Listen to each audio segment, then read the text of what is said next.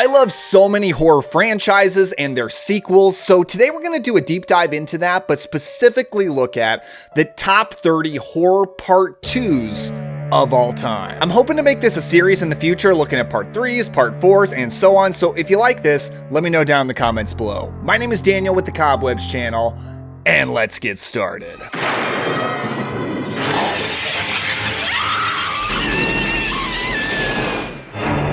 Pet Sematary II. Number 30, Pet Sematary II from 1992. This is Mary Lambert's direct sequel to her own movie, Pet Sematary, which was based on Stephen King's novel. This one not actually being based on anything Stephen King. It's about a couple of young boys who are dealing with difficult things with their parents, like the main kid, actually played by Edward Furlong, having just lost his mother.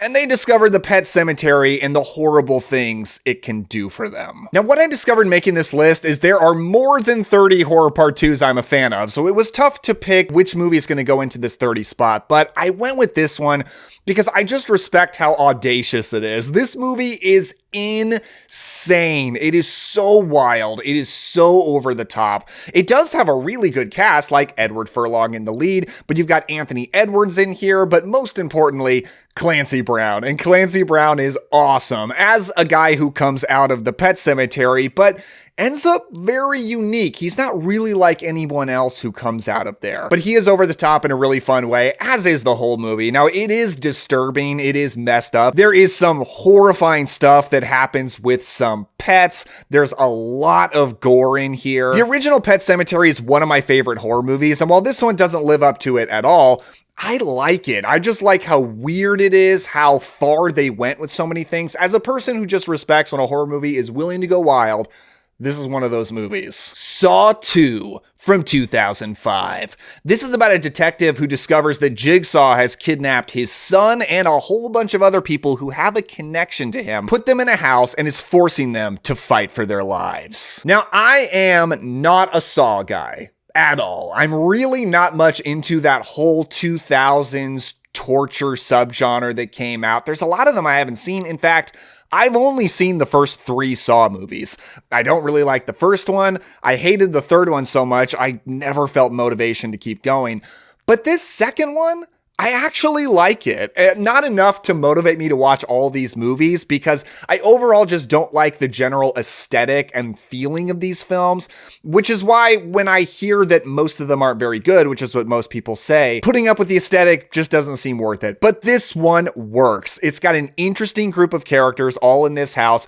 Not good people, not smart people, because I do think the situations they're given could absolutely be dealt with if they would work together, but they just kind of refuse to. But they are interesting. The traps that they have to deal with are really not horribly graphic. This isn't a super gruesome movie, but they are interesting to watch the characters deal with them. The one that's always the most memorable to me is the woman who has to put her hands into a glass case to get an antidote. And I always think, man, there's a baseball bat in this house. You could just smash that glass and get that antidote easy, but these characters don't always act intelligently, but it's a scary set piece that sticks out in my mind. The acting is solid. I like Donnie Wahlberg and Shawnee Smith in the leads, and Tobin Bell, he is great as this character. It's too bad, as I hear, he's not in a whole lot of the rest of them. Will I ever go through the whole Saw franchise? Probably. I'm always meaning to. I never get around to it, but Saw 2 is a good movie. The Fly 2 from 1989. Now, this is definitely an inferior sequel. I think the David Cronenberg movie is like one of the greatest horror films ever made, and this one is a monster movie. It's not as interesting. You got Eric Stoltz in the lead and he turns into a fly monster and people got to deal with it, but it's fun. Less sad, less tragic than the first one, but really enjoyable. This monster looks awesome.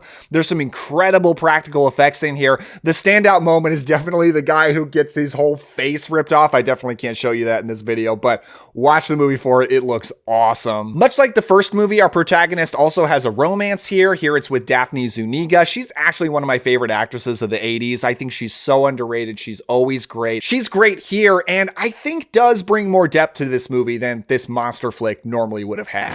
The Bloodstone is not for creatures such as you. You will suffer dearly for this.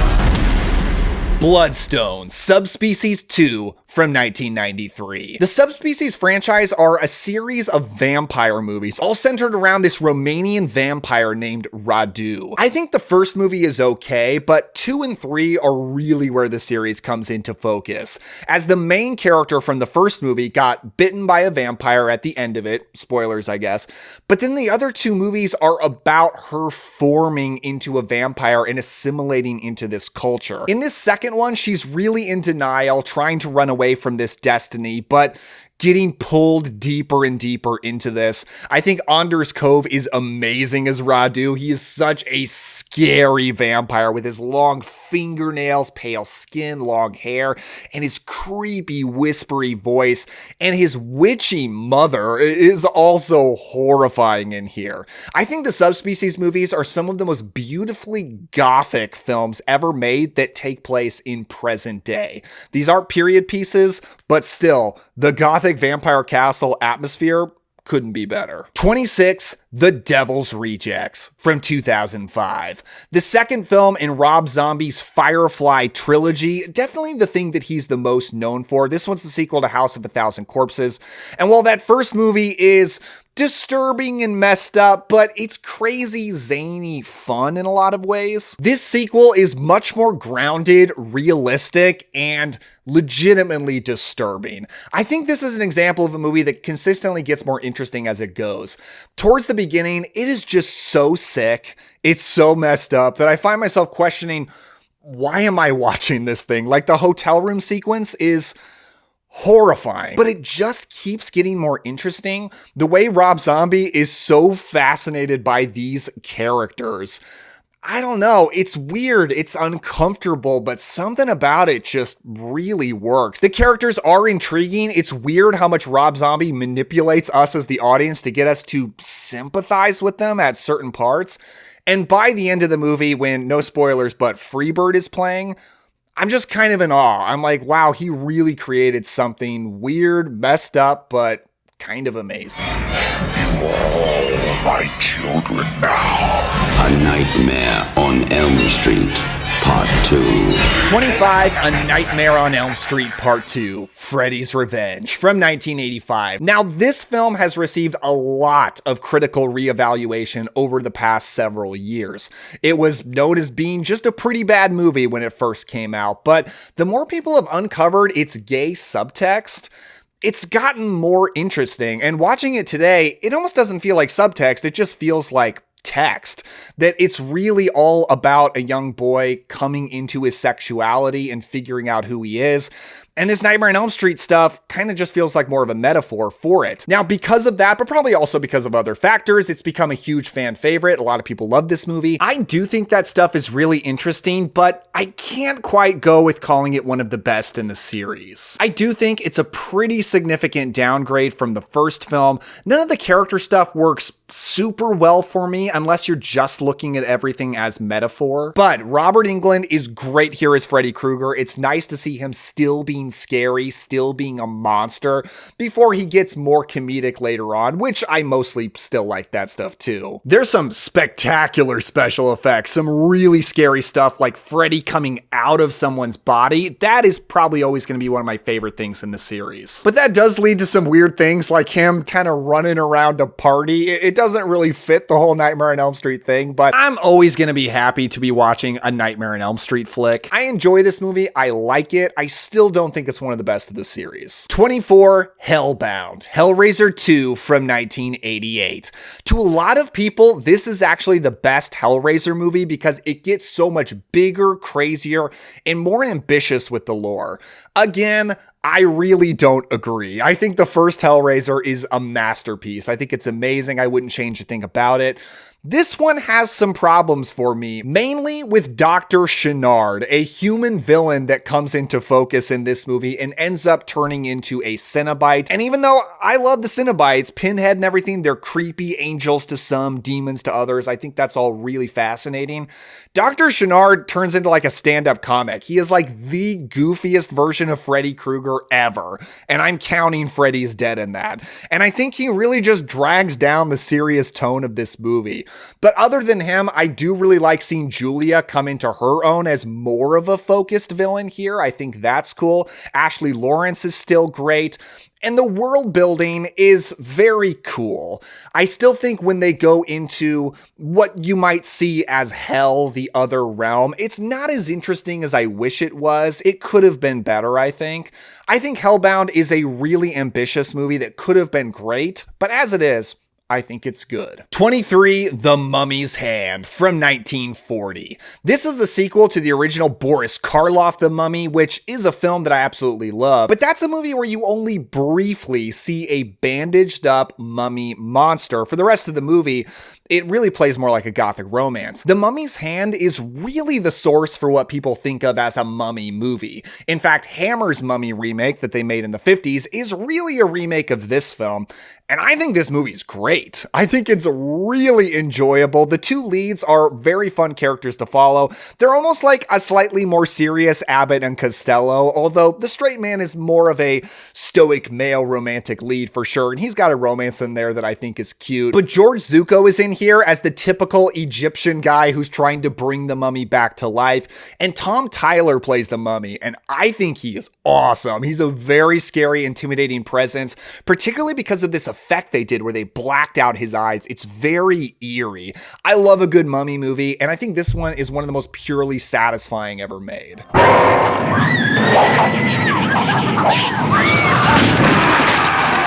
Swallow your soul!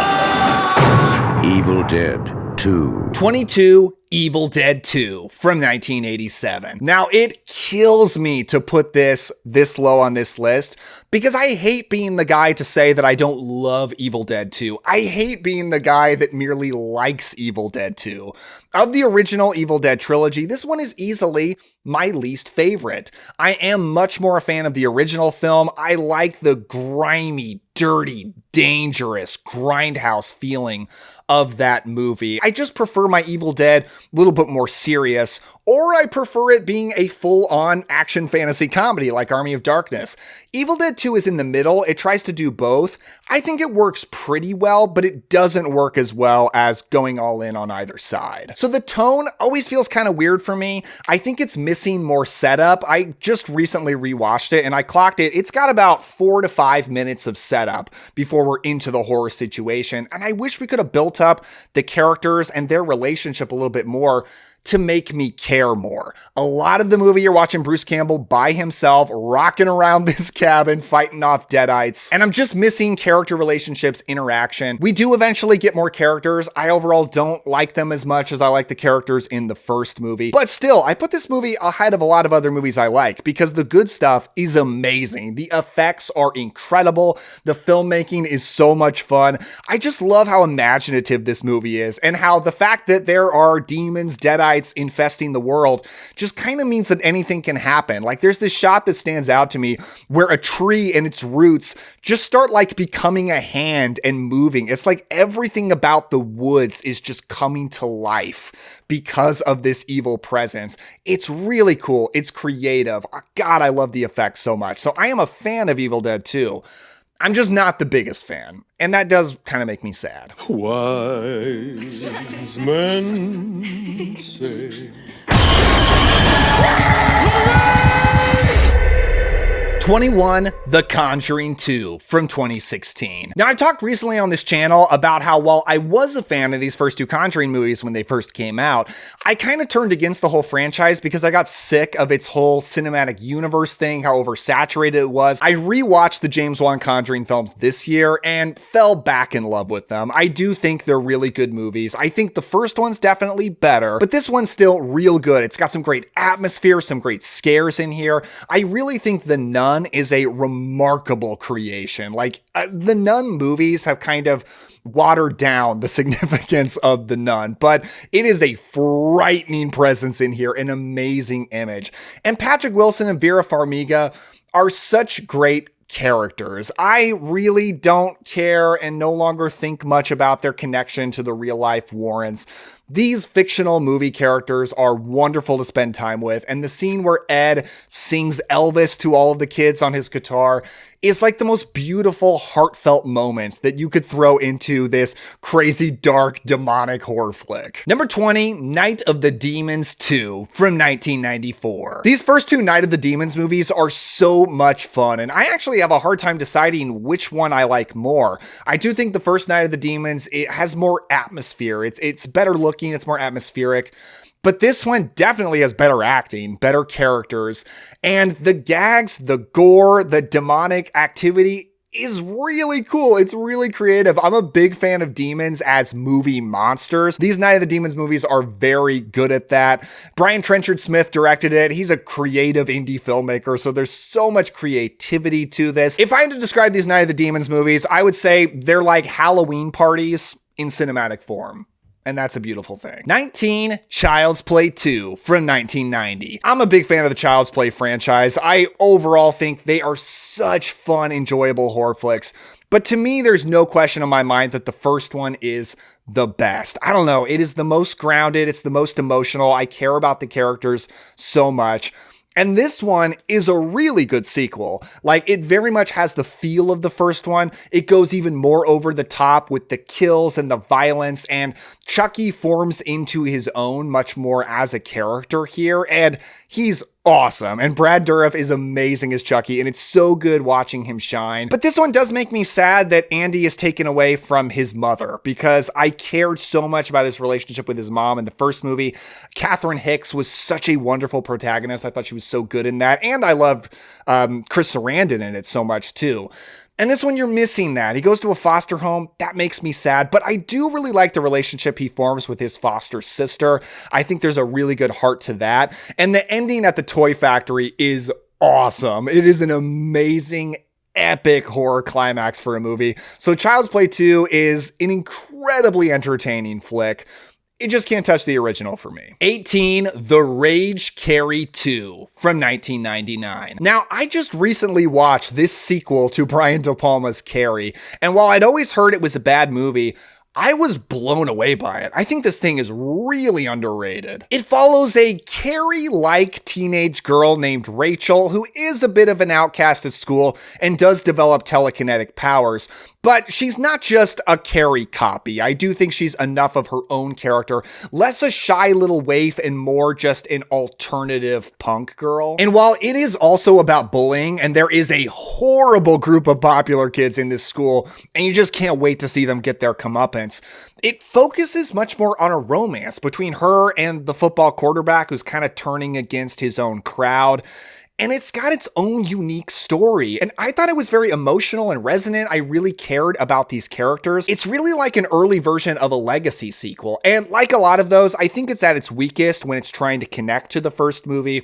And when it gets to the epic climax that you would assume to be in a Carrie movie, it's nowhere near as good as in Brian De Palma's, but it's still good. I think Carrie 2 deserves a lot more love. 17, Ouija Origin of Evil from 2016. This is a weird one, admittedly, for me to include. I almost feel like I'm cheating, because I've never seen the first Ouija. And by the way, anytime I talk about anything involving Ouija boards, I always get people in the comments correcting me that it's actually pronounced Ouija. I've actually done the deep dive research into this to figure out what's true, and actually they're both acceptable pronunciations, but Ouija is much more common. So I'm going to stick with that. But yeah, I've never seen the first one. I've always heard it was terrible, so I've never bothered. But this one is directed by Mike Flanagan, and he's one of my favorite horror filmmakers working today. I think Mike Flanagan is amazing, and he just came in and made a great sequel that's actually a prequel. The small family that we focus on here are so likable. They're such great characters, and it's really entertaining watching them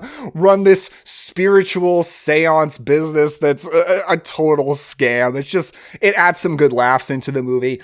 But I think the real heart of the film is Henry Thomas, yes, the kid from E.T., who Mike Flanagan now works with a lot on most of his projects, as the priest. And he's definitely one of my favorite priest characters. He's just such a good guy. And the movie has a lot of fun, spooky scares. This isn't a movie that's like going to terrify you. It's just creepy, and it's got some jump scares, I think in a really fun way. You think that when you die, you go to heaven.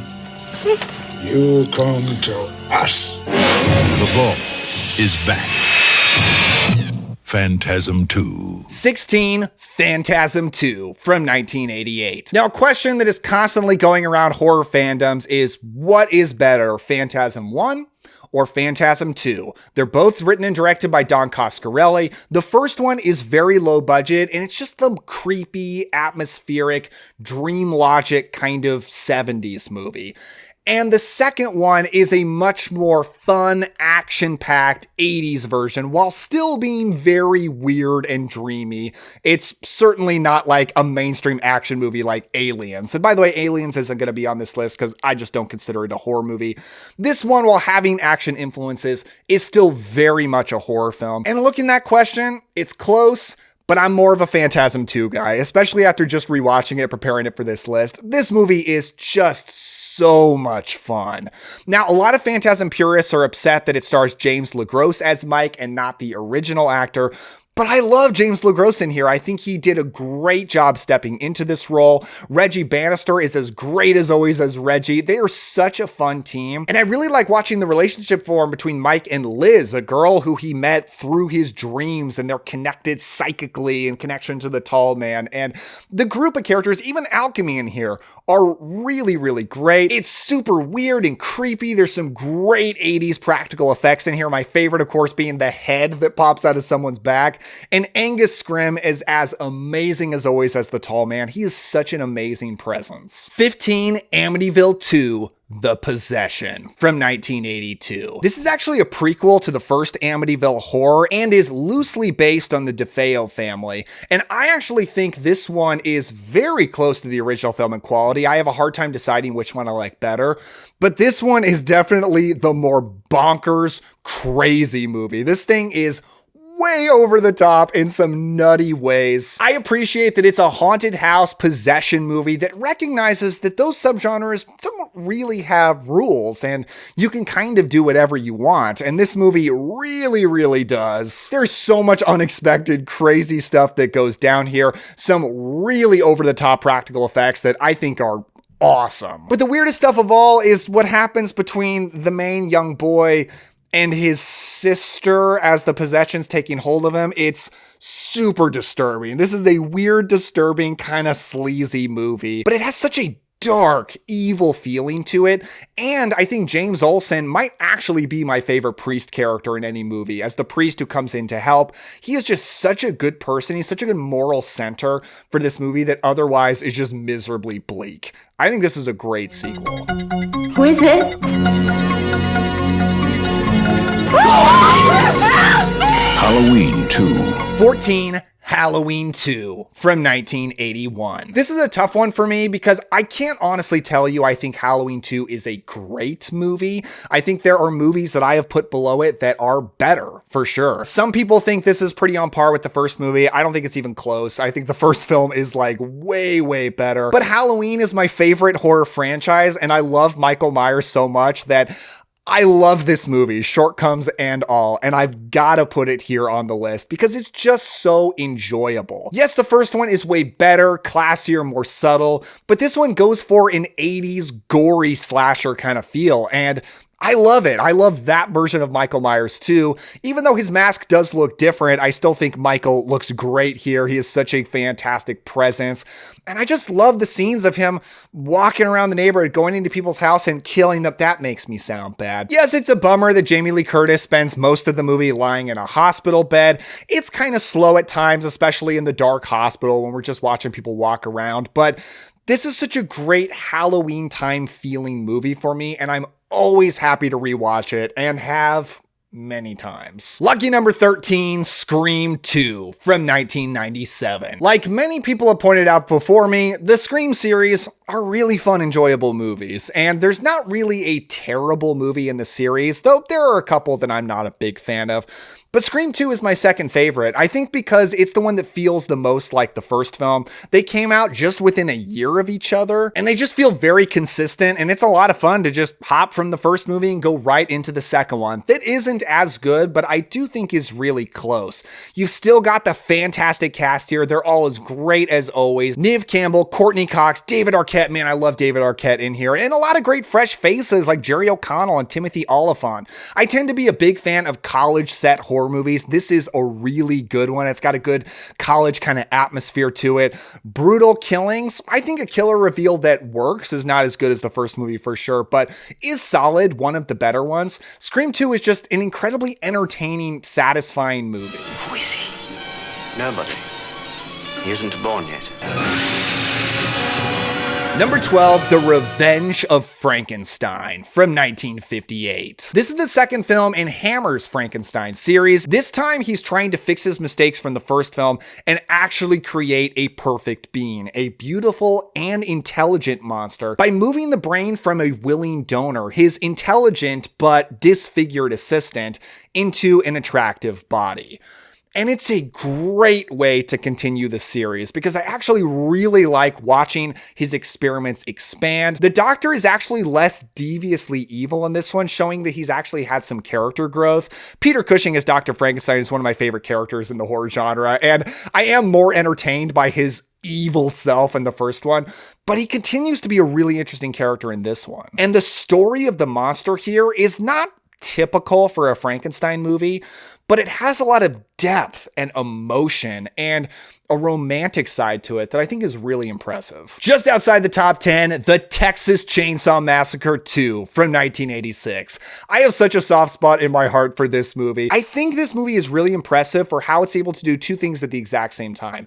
It's still able to be disturbing and gross and gory and ugh, but also be funny and quirky and do them at the same time and do both things successfully. Only a guy like Tobe Hooper could do that. He did intend the first movie to be kind of comedic, and nobody really saw that because few people are that sick, but he did it with this one, and I think that's amazing. The characters are great here. I love Caroline Williams as a radio DJ who gets thrown into the horrible situation with this family, Dennis Hopper as a guy who's trying to save her, and man, this is where Bill Moseley really pops off as a classic cult actor as Chop Top. He's so awesome. I still think Leatherface has a great look here, great personality. I just love the character of Leatherface for like what a scared child he is.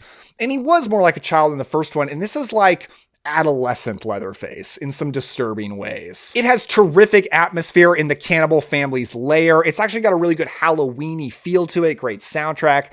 I love this movie.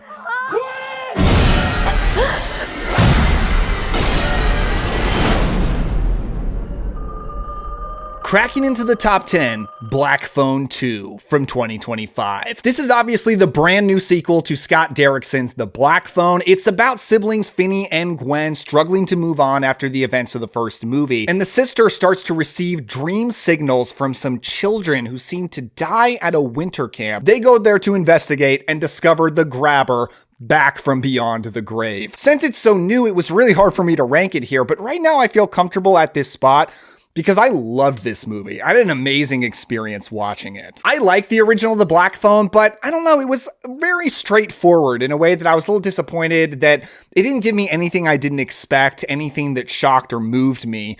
But this one is so much bigger, more ambitious, and I'm just more interested in supernatural horror movies in general, so I loved the way this took ideas from Nightmare on Elm Street, but in a way that felt very organic, because the first movie left a lot of those breadcrumbs with ghosts and dream visions, so bringing the grabber back through dreams, it felt right, and it was really cool. Ethan Hawke has only gotten better as the grabber. In my opinion, he has established himself as a horror icon, has an incredible look, frightening voice, and is scary despite the fact that this movie doesn't have some big body count. This isn't some slice and dice slasher movie.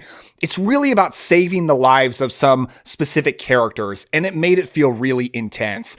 In particular, because of Madeline McGraw as Gwen. She was a standout in the first film. With age, she's only gotten better. To say her character is the heart of the movie is an understatement. I cared so much about this kid. She was so sympathetic. And something that surprised me is this is a very Christian movie, which I guess I shouldn't be too surprised about because the first film also lays those breadcrumbs.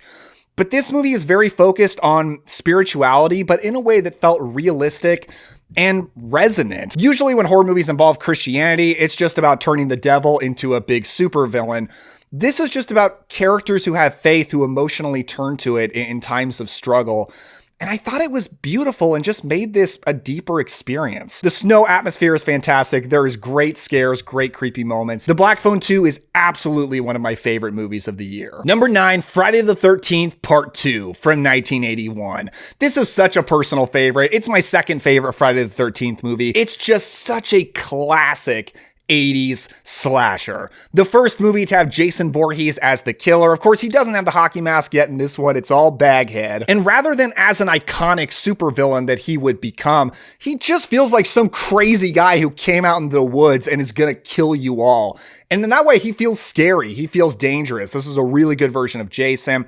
I really like the cast of characters here, of course, led by Amy Steele, one of the best final girls. But I'm also such a big fan of Mark and Vicky. I think they're such an adorable couple. Their relationship forming is just a great little part of the movie. It's too bad it ends so gruesomely, like really gruesomely. The kills are great. The summer camp setting is peak. I love Friday the 13th Part 2. Number 8, Terrifier 2 from 2022. While I have grown in appreciation of the first Terrifier, it's certainly not one of my favorite modern horror movies, but I was amazed how much Terrifier 2 exceeded the first one. I remember going to see it in theaters and being nervous, just being like, I don't know what this movie is going to show me. I'm a little bit scared. These movies feel dangerous in a way, but that was exciting. That was fun. And I went in, and as soon as the opening credits hit, where it played a song from The Midnight, one of my favorite bands, I immediately felt safe. I was like, okay, I'm in good hands with this movie. And I was absolutely in good hands because this is way better than the first one. It is such a blast of Halloween fun.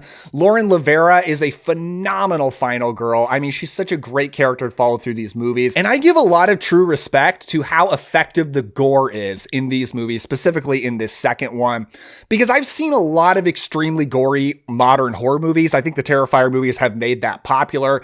And a lot of times the gore is just so excessive, it doesn't have a lot of impact. And like, yeah, it's gross, but I'm not feeling it.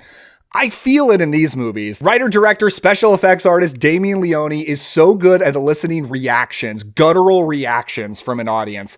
And I think that's a true skill. While the first film feels more like a down and dirty grindhouse film with minimal plot, this is almost like a fantasy epic as a super gory horror movie. And I think that rules. Children, what are you doing in there? Number 7, Addams Family Values from 1993. I'm sure some will take issue with me counting this as a horror movie, but I think the Addams Family fit under the horror umbrella. We horror fans certainly embrace the Addams Family. And this is one of the best sequels of all time. It is so much better than the first movie, which I think is fun. I think it's enjoyable, but all of the characters are more interesting here. The dark humor is so on point. I love how Wednesday and Pugsley are constantly trying to kill their baby sibling. Like, that is so dark, but they got that into a family movie and it's somehow hilarious. And you got a way better villain in here with Joan Cusack romancing the wonderful Christopher Lloyd as Fester. And she is such a fun presence in here. Oh man, the Thanksgiving play at the summer camp. There's so much standout stuff here. I think Addams Family Values is, I mean, it's practically a masterpiece for the kind of movie it is, just a Halloween-y family comedy. I think it does everything right. Number 6, Smile 2 from 2024. This is a sequel that I didn't even have interest in watching when it first came out. I saw the first Smile and I thought it was good. I thought it was okay. Pretty derivative of a lot of other movies that already aren't some of my favorite horror movies, but I thought it was okay. I didn't really care about seeing a second one, so I didn't go see it in theaters. I finally caught up with it on streaming this year, and it blew me away. I could not believe how technically brilliant this movie is. On every technical level, it is a masterfully directed movie. The camera work, the long takes, the seamless special effects, and perhaps most of all, Naomi Scott's lead performance, which I think is up there with Toni Collette in Hereditary as one of the best modern horror performances. And having her be a pop star who gets this smile curse that basically makes you look like a lunatic to everyone around you was such a good idea because she just comes across like a junky prima donna pop star who's just losing it while people are like kind of trying to hold her together because she represents the livelihood of everyone around her.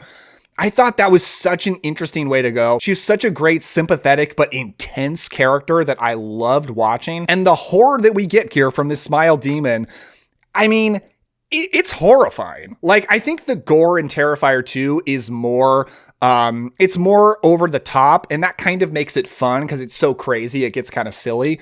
I think the gore in Smile 2 is often upsetting, and it feels like you kind of want to avert your eyes. It feels like something you shouldn't be watching. And I think that is great. In this day and age to achieve that, I think it's something special. She's alive! Alive! The Bride of Frankenstein. Cracking into the top 5, Bride of Frankenstein from 1935. A monumentally important movie to my childhood. I can't really remember a time that I hadn't seen Bride of Frankenstein. This is probably my dad's favorite horror movie, so he showed it to me when I was very young. Although I do prefer the first Frankenstein, this one is a bigger and deeper story. It's the only Frankenstein movie I've seen where the monster is unequivocally the protagonist. Boris Karloff gives his best performance as Frankenstein, probably the best performance of his career. He's a character that's so tragic that you care so much about, somebody who's just seeking out belonging and just keeps finding fear and hatred everywhere he turns, except for a blind man in the woods, which is probably the emotional focal point of the movie. But most everything else around him is also great. Elsa Lanchester as the Bride of Frankenstein, Colin Clive as the doctor. The only thing I don't love here is Dr. Pretorius's experiment of creating little people. I feel like that leaves the reality of the Frankenstein universe. Dr. Frankenstein's achievement of bringing a corpse back to life is not as impressive as creating a bunch of little living action figures. Like, Dr. Pretorius is basically a god compared to that, and I think that was a little too much. Outside of that, this movie rules. Number 4, The Brides of Dracula from 1960.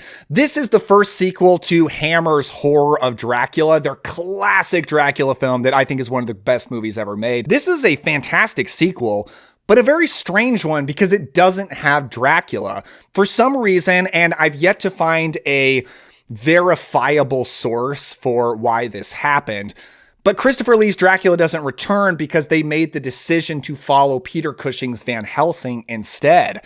It's a weird choice, but it turned out to be a great choice that worked out so well because Peter Cushing is an amazing Van Helsing. He's my favorite Van Helsing. And just watching him get to go on another vampire hunting adventure is awesome. Now, David Peel as the Baron Meinster is certainly not as good as Christopher Lee's Dracula, but he shouldn't be because Dracula should be the greatest vampire of all time. And he's a very different kind of vampire threat. And he is surrounded by a lot of, as the title would suggest, brides, vampire brides, and they are creepy. As good as Peter Cushing is in Horror of Dracula, I think is even better in this. He really comes into his own as an action hero vampire hunter. And I actually just bought this NECA action figure of Peter Cushing Van Helsing. Haven't taken him out of the box yet, but I will. He's the best. I don't know about magic. I always called it the Shining. Come play with us. Number 3, Dr. Sleep from 2019. Mike Flanagan's follow-up to Stanley Kubrick's The Shining. Interestingly enough, he really tried to bridge the gap between Kubrick's The Shining and Stephen King's The Shining, which are very different things. And I've never read The Shining, but I did recently watch the 90s miniseries that follows the book, so I've heard, incredibly faithfully. And then I rewatched Dr. Sleep. And that really stood out to me, that like he really tries to bring a lot of the heart and meaning that was in the original The Shining. He actually sort of recreates some moments that are from Stephen King's The Shining that never made it into the Kubrick version, with Dan Torrance here played by Ewan McGregor, but still plays a lot of homage to Stanley Kubrick's The Shining, especially aesthetically. I think the way he pulled that off is brilliant. Now, I am a particularly big fan of the director's cut here. I saw the theatrical cut when it first came out, liked it, then saw the director's cut and loved it. And I've never watched the theatrical cut again, so I don't even remember what the differences are anymore. But Dr. Sleep is a scary, emotional, very poignant movie that really moves me. The cast is incredible. I think Rebecca Ferguson as Rose the Hat is the standout. She's an amazing, charismatic, but evil villain that I just love to follow in here. I'm one of those people that likes Dr. Sleep more than The Shining because to me it's a deeper story. It's a more emotional story. My heart is in this so much more. I care so much. And I think it's one of the greatest horror movies of the 2010s. 22 years later, Norman Bates is home. Psycho 2. The runner-up, Psycho 2 from 1983. Perhaps controversially, this is another sequel that I prefer to the original, even though I love Alfred Hitchcock's Psycho. I hold it in very high regard, and I think it's the scarier and more intense movie. But this is another one that I prefer more because my heart is in it. Like, I find this to be a very emotionally meaningful story. I love the character of Norman Bates, portrayed by Anthony Perkins, so much. He's one of my favorite characters in all of horror. And this movie is all about him, and we, the audience, are put into his shoes. And we want him to be okay. We want him to actually be cured of his madness. And a great thing about this movie is you don't actually know if he's cured. There start to be murders, but you're not granted information to know if he did them or if he didn't. And he doesn't even know that because of his split personality issues. And I think that's brilliant. He's got a great friendship in here with Meg Tilly that serves as a wonderful heart to the film as well. It's great to see Vera Miles back in her role as a bit of a more sinister character that the horrible events of the first movie have kind of turned her into. It's got great kills, great 80s practical effects. It's tense. It's got that Bates Motel atmosphere to it. Oh, I love it. Psycho 2 is awesome. What are they doing? Why do they come here? Some kind of instinct, memory. This was an important place in their lives. Dawn of the Dead. But at number 1, Dawn of the Dead from 1978. This is an interesting example of a sequel because it doesn't follow any characters or any storylines from the first movie, Night of the Living Dead. It just follows the world. And maybe that partially explains why I think it's the greatest horror part 2 of all time. It's not bogged down by anything from the first movie. It doesn't have to do any of the characters right. It doesn't have to redo any character arcs or mess anything up from the first movie. It's basically a clean slate, just with the first film being the beginning of the zombie outbreak, and this one, we're off to the races. We're really in it. All about a ragtag group of characters who are all in a shopping mall and trying to survive. And I do think there's like a great wish fulfillment aspect to this movie. You don't want to live in a zombie apocalypse. Some of you think you do, but I don't think you actually do. But the idea of living in a mall, it's kind of cool. Like, it's for a while, it's kind of fun watching them live in there.